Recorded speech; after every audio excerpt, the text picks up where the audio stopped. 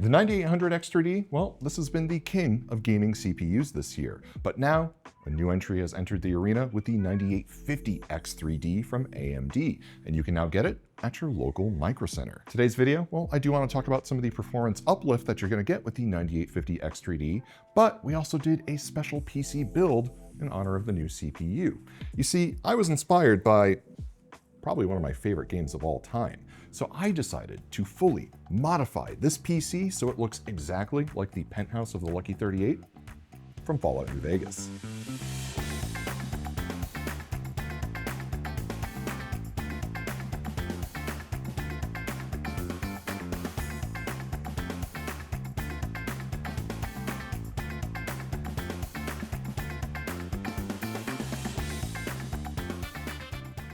Now I'm going to talk about what we did to fully customize this PC, but first I want to talk about the 9850 X3D.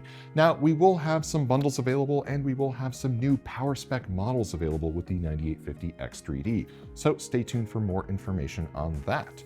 But with the 9850 X3D, I think the biggest question is, well, what really is the difference between that and the 9800 X3D? And across the board, there's a lot of similarities between the two. For instance, they are both Zen 5 architecture, 8 cores, 16 threads. They also have that expanded L3 cache with 96 megabytes. The biggest difference really is in that boost clock. Now, 9800 X3D, 5.2 gigahertz and 5.6 gigahertz with the 9850 X3D. So that 400 extra megahertz that you get in terms of clock performance, that actually does give you some boosted performance in gaming, which we found in a lot of our benchmarking. To start us off, we found in Cinebench R23 in single core performance, the 9850 X3D had a 7.47% lift over the 9800 X3D. So that's really indicative of what you're going to see across the board in terms of performance lift from the 9800 to the 9850 X3D. Now, multi-core performance, we found a 2.6% lift, and that kind of makes sense because across the board with a lot of the other benchmarking that we did, the performance lift was anywhere from 1% to about 6 or 7%. Now, the reason why we do a lot of these benchmarks at a low preset, well, that takes the GPU out of the equation and the focus is more on the CPU. So that difference in clock speed or even just core count, well, that really shines at 1080p low graphical preset with the GPU out of the equation, and you can really see the difference between different CPUs. And that's what we were able to see in Cyberpunk 2077, where we found the minimum FPS had a 17% lift at 1080. But then once you go to the Ultra preset, the minimum FPS only had a 3.92% lift. And then once you go into ray tracing, well, actually it dipped 0.72% from the 9850 X3D. So 9800 X3D actually performed slightly better at 1080p Ultra Ray Trace preset.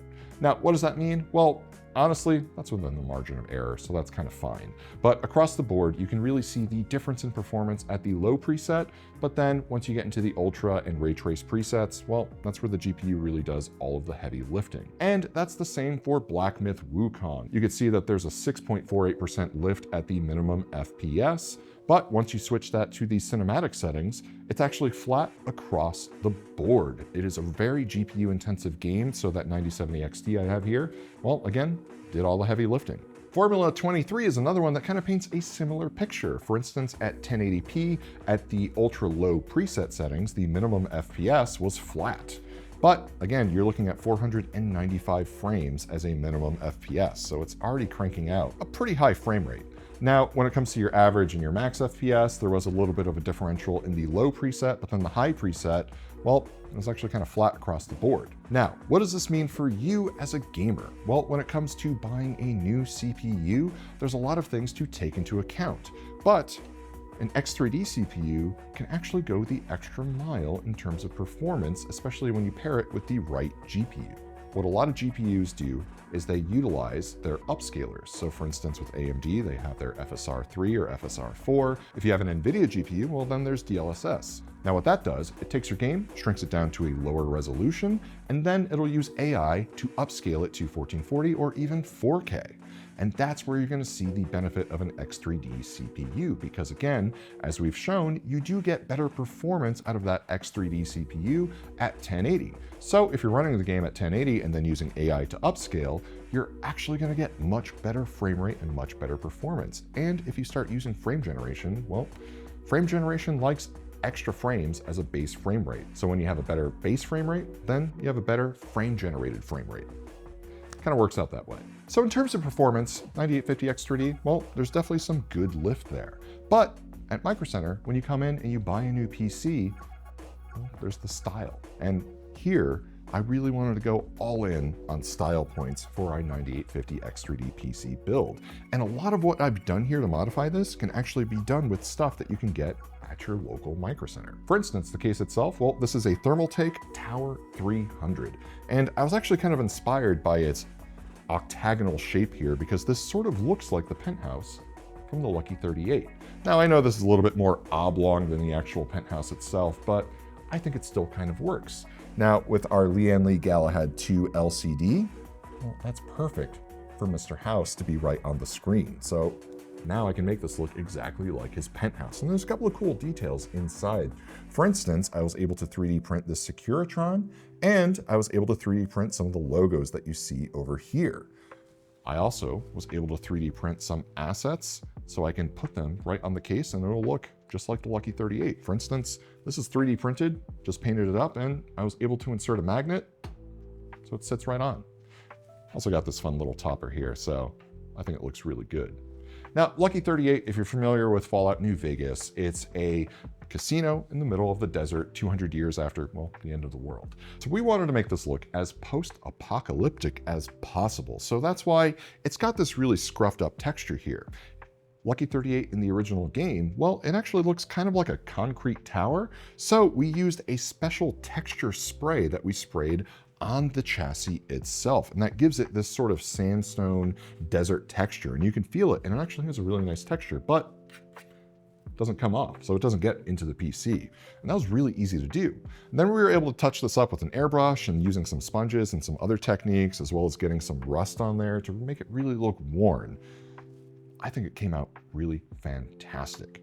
But that's just the exterior of the build. Now that 9850 X3D, well, I paired that off with an ROG Strix B850i. It's an ITX motherboard, which was perfect for this case. I could fit an MATX board in there if I really wanted to, but ITX just seemed like the way to go.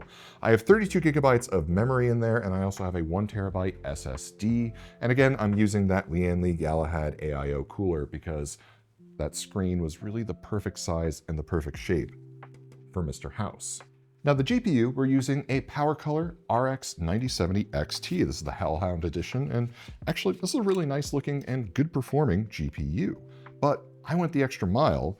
I actually removed this backplate, and I was able to use a UV printer so I could print a Lucky 38 billboard onto the GPU itself, because the way it mounts inside of this tower, well, it goes right alongside Mr. House over there, so I thought it would be the perfect extra little detail to really tie this whole thing together. And I gotta say, I really am in love with this PC. Fallout New Vegas, well, I'm a big fan. If you follow this channel, then maybe you've seen our Fallout New Vegas project where we're actually building a Fallout New Vegas diorama of the New Vegas Strip. And still in progress. Stay tuned. We're gonna have some updates on that in just a couple of weeks. It's just taking, well, a little longer than we expected. I'm really happy with the way this looks. What do you think? Do you want to see more custom builds like this? Well, let me know in the comments below. And if you're interested in getting a 9850 X3D, well, make sure you stop by your local Microcenter. If you don't have a Microcenter near you, well, be sure to comment hashtag I want a Microcenter near me.